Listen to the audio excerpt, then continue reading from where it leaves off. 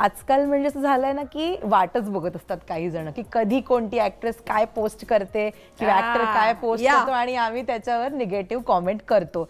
म्हणजे हे असं कित्येकांचं बघितलंय की फोटो दिसायला फार छान असतो, म्हणजे आपल्यासाठी छान फोटो आहे की, पण त्याच्या खालच्या ज्या कमेंट असतात ना त्या म्हणजे आम्ही थर्ड पर्सन म्हणून पण वाचत असं होतं की यार जर ही लोक सगळ्या कॉमेंट वाचत असतील तर यांना काय वाटत असेल. म्हणजे एक कॉमन क्वेश्चन किंवा कॉमन प्रत्येकाच्या डोक्यात विचार येतो. तुम्ही कसं डील करता या निगेटिव्ह मार्किंगशी म्हणा किंवा कमेंटशी म्हणा? बॅक ऑफ द माइंड कधी त्या गोष्टीचा आपल्याला त्रास होत असतो?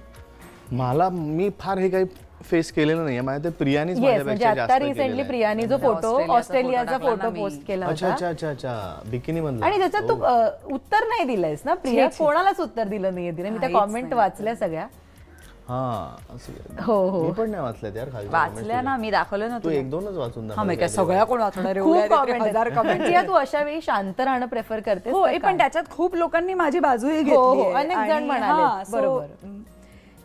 मला आता या निमित्ताने बोलतेच, मला असं वाटतं की आपण खूप सोयीस्कररित्या मराठी संस्कृतीचे झेंडे घेऊन फिरतो, ज्याचा मला अत्यंत मनापासून ती आवडत नाही.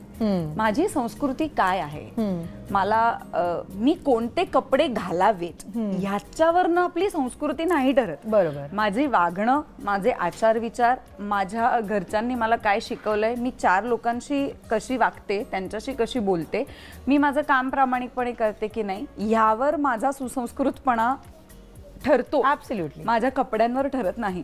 तर ज्यांना मी साडी नेसले म्हणजे मी चांगली आणि मी बिकिनी घातली म्हणजे मी वाईट, असं जर ज्यांना कोणाला वाटत असेल तर मला त्यांना उत्तरच द्यावंसं नाही वाटत. कारण मुळात हे क्रायटेरियाच कोणत्याही व्यक्तीसाठी, ती व्यक्ती चांगली आहे की वाईट आहे, ती सुसंस्कृत आहे का असंस्कृत आहे, हे ठरवण्यासाठी कपडे हे अत्यंत चुकीचं क्रायटेरिया आहे.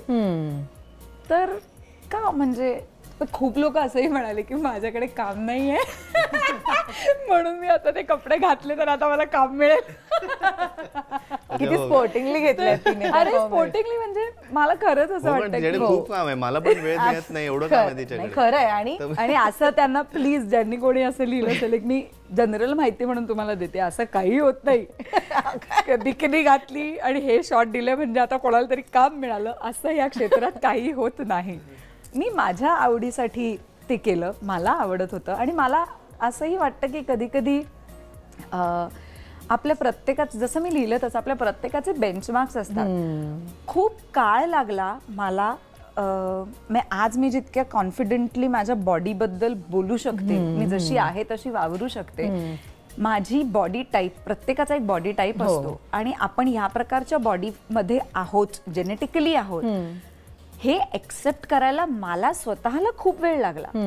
आणि मला त्याच्यामुळे खूप बरं वाटतं की ज्या वेळेला मी हे एक्सेप्ट करून कुठल्याही प्रकारची इनहिबिशन्स न बाळगता मी स्वतःला आवडते, हे मला खूप चांगलं वाटतं. आणि मला वाटतं की मी ते त्याच्यासाठी केलं कारण मला स्वतःला मी त्याच्यात आवडले. That's it.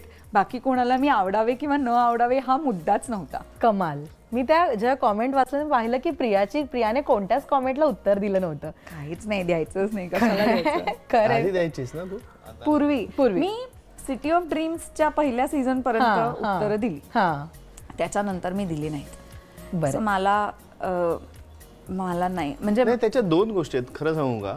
आता बघ ना, आता ह्या प्रश्नात सुद्धा विच इज व्हॅलिड, आपलं ना पटकन नेगेटिव्ह कडे जास्त लक्ष जातं. आणि तेच ना त्यांनाही माहिती असतं. आपण काही जण जेन्युअनली वाईट बोलत असतील कारण तो त्यांचा एक तर तो त्यांचा. आता तू पण, आपण छान इंटरव्ह्यू घेत असतो तर तू इतके पॉझिटिव्ह प्रश्न विचारत, मला असं वाटतं दॅट इज युअर पर्सनॅलिटी. तुला जर ते गॉसिप आणि ह्याच्यातच शिरायचं असेल तर तू त्या पद्धतीचेच प्रश्न विचारणार, नेगेटिव्हच विचार करणार, नेगेटिव्ह.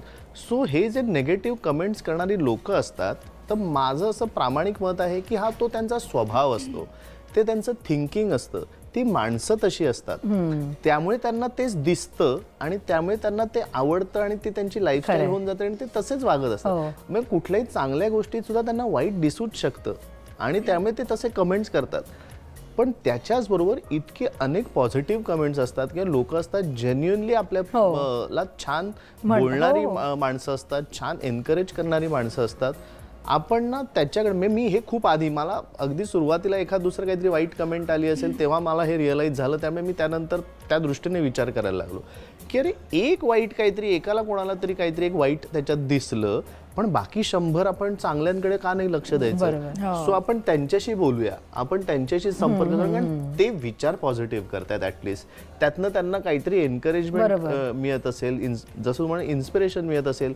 सो आपण त्यांच्याशी कम्युनिकेशन करूया. एखादा माणूस आपण त्याला फक्त गेट वेल सून एवढंच म्हणू शकतो, बाबा रे तुझ्या आयुष्यात काहीतरी असेल प्रॉब्लेम, तुझ्या आयुष्यात काहीतरी निगेटिव्ह घडत असेल, त्यामुळे तुला निगेटिव्ह दिसत असेल त्यांच्याकडे एवढं टाईप करा निबंधाचं. मला एक मात्र वाटतं जे मी म्हणजे मला कायम मला त्या नेगेटिव्ह कमेंट्सना रिप्लाय नाही करावासा वाटत आहे. कारण कधी कधी लोक खूप मनापासून तुमच्यावर हक्क सांगतात. म्हणजे तुम्ही त्यांना इतके घरातले वाटतात की असं नाही की फक्त पुरुषांनीच वाईट कमेंट्स केल्या आहेत. काही काही मुली आहेत ज्यांनी लिहिलंय की मला तू खूप आवडतेस, मी तुला फॉलो करते, पण तुझं हे मला नाही आवडलं आणि मला तुला सांगा असं वाटलं.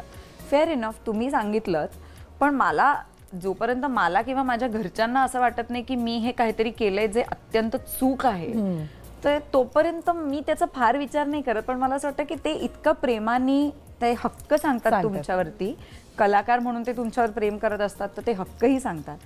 पण मला असं वाटतं की प्रत्येक कलाकाराच्या ह्या अनेक गोष्टी असतात ज्या आम्ही आमचं प्रोफेशन म्हणून एक्सेप्ट करायला पाहिजे. आणि कलाकारांचं व्यक्तिगत आयुष्य, स्क्रीन आयुष्य, त्यांच्या आवडीनिवडी, ह्या तुम्ही त्यांना स्क्रीनवर कसे बघता किंवा तुम्हाला ते कसे आवडतात याच्याही पलीकडे काही असू शकतं, ते लोकांनीही मान्य करायला पाहिजे.